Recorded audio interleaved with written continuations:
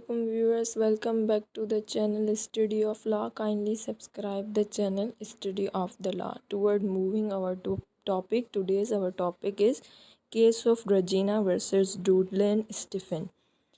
इस केस को हम ऐसे भी बोल सकते हैं कि that case also known as the lifeboat case, और इस केस का जो फुल नाम है वो है Her Majesty the Queen versus Tom Dudley and Edwin Stephen case 1884।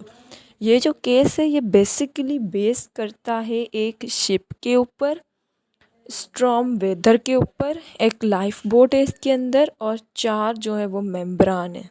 अब हम इसका थोड़ा सा इंट्रो देख लेते हैं कि इसके अंदर क्या क्या है और ये केस कब स्टार्ट हुआ और क्या हुआ।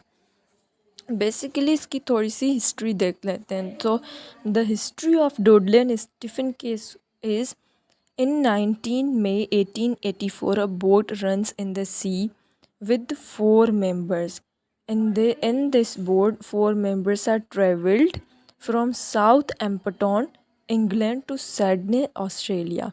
The 4 members which was travelled in the ship, their names are Tom Dodley, second Captain Stephen, third Brooks Richard, and fourth was Richard Parker. Richard Parker, a boy with the age of 17 years and have the rank of cabin boy. सो इसका क्या है कि 19 मई 1884 को एक ship जो है चलती है समंदर में, उसके अंदर 4 मेंबर ट्रैवल कर रहे होते हैं कि कहाँ से, साउथहैम्पटन इंग्लैंड से सिडनी ऑस्ट्रेलिया तक। उसमें जो 4 मेंबरान हैं, एक है टॉम डोडले और दूसरा है कैप्टन स्टीफन, थर्ड है ब्रॉक्स और फोर्थ है रिचर्ड पार्कर। रिचर्ड पार्कर क्या है, 17 साल का एक बॉय है और जिसकी कोई फैमिली नहीं है, बहुत छोटा है इनमें से, और उसको जो है वो कैबिन बॉय का रैंक दिया गया है। तो ये थोड़ी सी है इसकी हिस्ट्री कि उसमें क्या था, किस तरीके से लोग थे और कब ये स्टार्ट हुआ। अब यहाँ से जो है हम कह सकते हैं कि कहानी हमारी शुरू होती है। In the ship, the 4 people are travelled, and on 5th July 1884, weather condition was bad and their ship was sink due to a storm. They catch a lifeboat and have small quantity of food in this. They eat their food in 4 days. Now they can't have food and water for their survival, and their conditions are not better. From them, a person with the name of Richard Parker, his condition was worse and he was more weaker than other 3 peoples physically, and as well as he was also more weaker than mentally. अब यहाँ पे क्या कहा जा रहा है कि 4 जो ये लोग ट्रैवल कर रहे थे शिप के अंदर, क्या होता है कि 5 जुलाई 1884 होता है और वेदर की जो कंडीशन है वो बहुत ज़्यादा ख़राब हो जाती है और बहुत गहरा हेवी तूफ़ान आ जाता है, स्ट्रॉम आ जाता है, जिसके दौरान इनका जो शिप है वो डूब जाती है, सिंक हो जाती है। उसमें उस सूरत हाल में क्या करते हैं, इनको एक समंदर में लाइफ बोट नज़र आती है, वो उसको कैच कर लेते हैं। अब जब इनकी शिप डूब गई तो इसके अंदर इनका खाने का सामान था, पानी था, वो सारी चीज़ें जो है डूब गई, सड़ गई, गल गए। अब इनके पास कुछ नहीं था खाने के लिए, पर इनको जैसे ही लाइफ बोट मिलती है, लाइफ बोट में इतना खाना होता है कि उससे ये 4 लोग 4 दिन अपना सर्वाइवल कर लेते हैं। क्वांटिटी ऑफ फूड इतनी होती है, पर अब उनका 4 दिन का सर्वाइवल हो गया। अब उनको कोई शिप भी नहीं मिल रही, ना ही उनको उनकी जो है वो मंजिल मिल रही है। उनको रहना तो उसी लाइफ बोट में। अब उनकी हालत जो है ना वो ख़राब हो रही है, आहिस्ता आहिस्ता उनकी कंडीशंस ख़राब हो रही हैं, वो वीक हो रहे हैं। लेकिन उनमें जो 14 इयर्स का कैबिन बॉय था रिचर्ड पार्कर, उसकी कंडीशन बहुत ज़्यादा ख़राब है, वर्स्ट कंडीशन है, और वो ज़्यादा वीक हो चुका है, उन 3 लोगों की निस्बत में ज़्यादा वीक है, फिज़िकली भी और मेंटली भी। तो आगे की ये होता है कि other 3 members things through killing Parker we are survived. So from them Stephen and Dudley decide if until next morning we never get any help we can kill Parker and survive, and they never find any help till next day, and at the night time they both murdered Parker and then eat the meat of the Parker for their survival. अब यहाँ पे क्या होता है कि वो अब जो 3 लोग हैं उसमें से डोडले एंड कैप्टन स्टीफन ये मिलकर अब ब्रुक्स को कहते हैं कि हम तुम्हें मार देते हैं अपने सर्वाइवल के लिए। लेकिन ब्रुक्स जो है उसके अंदर थोड़ी अभी ताकत होती है, वो अपने आप को बचाने के लिए उनसे लड़ता है, थोड़ा बोलता है और वो रिफ्यूज़ कर देता है कि नहीं तुम मुझे नहीं मार सकते हो। फिर वो दोनों डोडले एंड कैप्टन स्टीफन जो है वो डिसाइड करते हैं कि अब हम जो है पार्कर हम में से है जो बहुत ज़्यादा वीक हो चुका है, उसकी कोई पीछे फैमिली भी नहीं है और वैसे भी उसने मर जाना है, इससे अच्छा है कि हम उसको मार के उसका मीट खा के खुद का सर्वाइवल कर लें। बेहतर ये है कि 3 बंदे मर जाएं या 2 बंदे मर जाएं, उससे बेहतर है कि हम एक बंदे को मार के अपना सर्वाइवल कर लें। उन्होंने ये सोचा। तो इस चीज़ से भी ब्रुक्स ने जो है ना वो रिफ्यूज़ कर दिया, इनकार कर दिया। फिर उन्होंने क्या किया, रिचर्ड पार्कर से इस चीज़ की कोई डिस्कशन नहीं की। उन्होंने डुडले ने और कैप्टन स्टीफन में आपस में एक डिसीजन ले लिया कि अगर अगली सुबह तक हमें कोई हेल्प नहीं मिली तो हम ये काम कर देंगे। और अगली मॉर्निंग को उनको कोई हेल्प नहीं मिलती। फिर उसकी जो नाइट आती है, रात आती है, उसमें वो क्या करते हैं, एक नाइफ़ लेते हैं और डेट होती है 25 जुलाई 1884 को। वो पार्कर को उस नाइफ़ के थ्रू मार देते हैं। वो उसी टाइम मर जाता है वो, क्योंकि वो ऑलरेडी बहुत वीक हो चुका होता है। फिर आगे ये होता है कि उससे ये लोग उसका मीट खा कर और अपना सर्वाइवल कर रहे होते हैं। After some days a German ship reached there and help them take them from lifeboat, saw all the situation and condition of life boat and body of Parker which was laid in the life boat।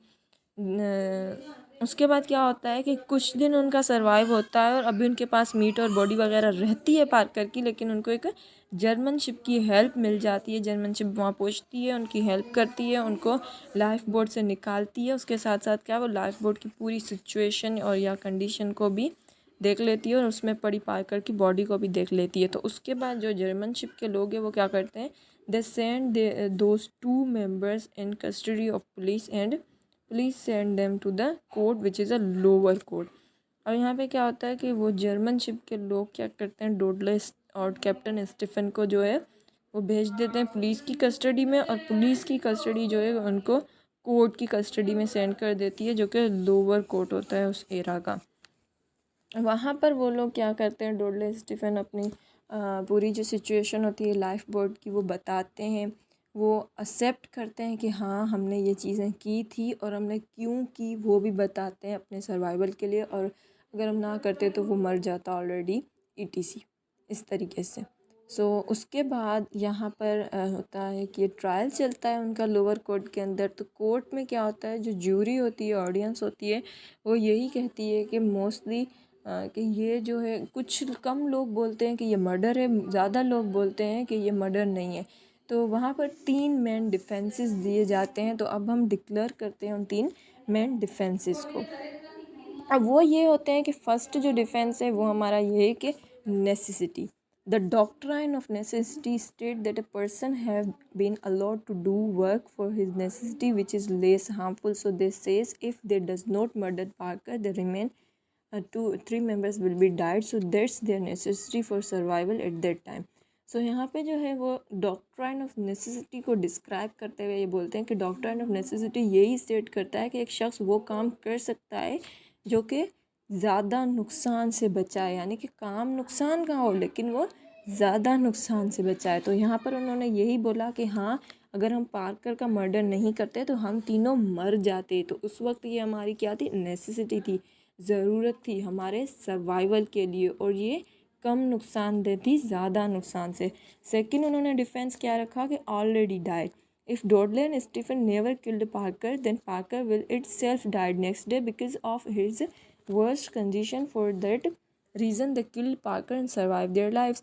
क्या already die means के अगर डोडले या Stephen उसको ना मारते हैं तो Parker जो है वो अगले इस दिन खुद ब खुद मर जाता। क्यों? क्योंकि उसकी कंडीशन इतनी ज़्यादा फिज़िकली और मेंटली ख़राब हो चुकी थी।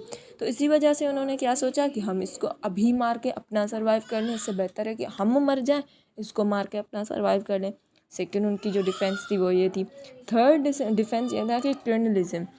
At that time there was a sea custom that that stated if you never anything in a sea for eat and drink, you will be allowed to kill a human and eat their meat. If for your survival you never will be punished for that act। कर्नलिज्म ये कहता है कि उस वक्त वहाँ पर एक सी custom हुआ करता था। वो ये स्टेट करता था कि अगर आपके पास सी के अंदर, समंदर के अंदर कुछ भी खाने को पीने को नहीं है अपने सर्वाइवल के लिए, आपके हालात ख़राब हो चुके हैं, तो आप किसी भी ह्यूमन को मार कर, उसको मर्डर कर कर, किल कर कर खा सकते हो अपने सर्वाइवल के लिए। उसके लिए आपको कोई भी पनिश नहीं दी जा सकती। तो डिफेंसेस तो वहाँ पर काफ़ी कुछ दिए गए, लेकिन 3 मेन डिफेंस यहाँ पर जो है वो डिक्लेयर किए गए हैं। तो अब डिसीजन क्या देता है lower court? Lower court, majority of people of that time prevails that this is not a murder, they do whatever they do for their survival. So finally court transferred the case towards higher court because of the conflict and confusion. That higher court's name was Queen's Bench Division Court. Decision जो है वो lower court ये देता है कि उनकी जो jury होती है, most majority of the people jury में से यही कहती है, वो इस चीज़ को प्रिवेल करती है कि ये एक मर्डर नहीं है, उन लोगों ने जो भी किया वो अपने सर्वाइवल के लिए किया था। सो इसके लिए ये एक मर्डर नहीं है, इनको पनिशमेंट नहीं देनी चाहिए। तो यहाँ पे बहुत ज़्यादा कॉन्फ्लिक्ट आ रहा था, कन्फ्लिक्ट और कन्फ्यूजन बहुत आ रही थी। इस वजह से क्या किया कोर्ट ने कि लोअर कोर्ट ने इसको केस को ट्रांसफ़र कर दिया हायर कोर्ट की तरफ, जो था क्वींस बेंच डिवीज़न कोर्ट। अब क्वींस बेंच डिवीज़न कोर्ट क्या करता है? अब इस इधर जो केस ट्रांसफ़र हुआ था वो उसी ईयर में हुआ था, यानी कि 1884 में क्वींस बेंच डिवीज़न में कोर्ट केस जो है वो ट्रांसफ़र हो चुका था। वहाँ पर काफ़ी सारे जो हैं वो ट्रायल चलता है, काफ़ी वक्त, कुछ वक्त तक ट्रायल चलता है, काफ़ी सारे आर्ग्यूमेंट्स होते हैं। इन सारी चीज़ों के होने के बाद जुडिशरी क्या करती है? Judiciary give the final decision. सही है। In the same year 1884, case will transferred to the Queen's Bench Division after so many arguments and trials. Judiciary give the final decision that it was a murder. Judiciary जो है वो clear कर देती है कि ये एक मर्डर है। कौन सी जुडिशरी? क्वींस बेंच डिवीज़न ये क्लियर कर देती है कि ये एक मर्डर था, ये कोई नेसेसिटी वगैरह नहीं थी। अब उसके पीछे के वो रीज़न भी बताती है कि हमने किन रीज़न्स के बेस पर बोला है कि ये मर्डर है, क्योंकि जूरी तो इसको प्रिवेल कर रही थी ना, मेजॉरिटी ऑफ द पीपल तो प्रिवेल कर रहा था ये मर्डर नहीं है। तो इसके लिए क्वींस बेंच डिवीज़न है, फिर यहाँ पर रीजंस भी दिए, वरना फिर यहाँ पर कन्फ्लिक्ट होता है, ट्रायल अगेन चलता। सो रीजंस तो रीज़न ये देता है, क्वींस बेंच डिवीज़न कहता है कि अगर आपको नेसेसिटी है, किसी भी शख्स को किल नहीं कर सकते आपको नेसेसिटी है, उसके बावजूद भी आप किसी का मर्डर नहीं कर सकते, किल नहीं कर सकते। और अगर आप चाहते हैं कि दूसरे बंदे बच जाएं तो आप अपने आप की दे दें, अपनी लाइफ दे दें, अपने आप को मार डालें दूसरों की लाइफ को सेव करने के लिए, दूसरों के सर्वाइवल को सेव करने के लिए। ये आपको अलो है। ये आपको अलो नहीं है कि आप अपनी सर्वाइवल के लिए, अपनी नेसेसिटी के लिए दूसरे बंदे को किल करें, मर्डर करें। तो ये क्या है? नेसेसिटी नहीं है आपकी, ये आपने मर्डर किया है। इसके ऊपर क्या करता है कि क्वींस बेंच डिवीज़न जो है वो उनको सज़ा ये ग्रांट करता है। And the queen's bench division grant the capital punishment to the 2 members which was the Dodley and Captain Stephen, but afterward court himself remitted the punishment in life imprisonment. सो यहाँ पर क्या करता है क्वींस बेंच डिवीज़न जो है वो उनको capital punishment से ग्रांट कर देता है कैप्टन स्टीफन को और डोडले को। बट कुछ टाइम के बाद क्या करता है कोर्ट खुद ही इनकी पनिशमेंट जो है ना वो चेंज कर देता है, रिमिट कर देता है लाइफ इम्प्रिजमेंट की पनिशमेंट में, यानी कि उनको उम्र कैद की सज़ा हो जाती है। किसको? कैप्टन स्टीफन को और डोडले को। So it's clear cut that's a murder not a necessity. आप किसी भी हालत में किसी का भी मर्डर नहीं कर सकते हैं। तो ये हमारा था आज का लेक्चर। प्लीज़ इसको शेयर करें अपने फेलोज़ के साथ, लाइक करें, चैनल को सब्सक्राइब करें। Thank you.